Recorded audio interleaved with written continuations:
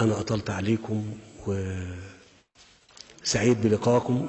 لو سمحت لو سمحت لو سمحت، أنا عايز أقول للمصريين كلمة واحدة في النهاية.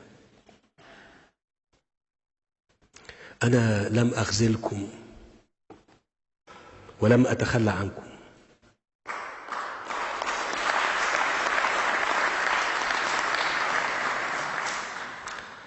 ولم أشك لحظة في إخلاصكم يا مصريين.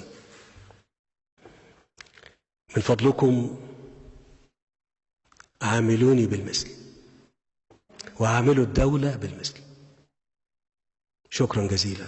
السلام عليكم ورحمة الله وبركاته.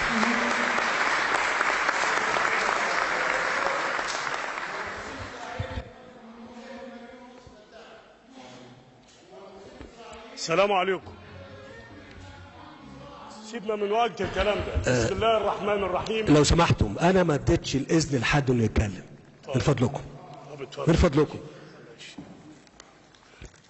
لو سمحتم، كل الأمور يا جماعة هنا مش قاعدين القعدة ديت وبتلوموا عليا إن إحنا ما بنكررش اللقاءات دي كثيرا، لأنها بتتحول إلى منابر كلام. إحنا بنحاول بقدر الإمكان في ظل الظروف الصعبة دي إن إحنا نحقق مطالب كل الناس. هو إحنا النهاردة هنقول المهندس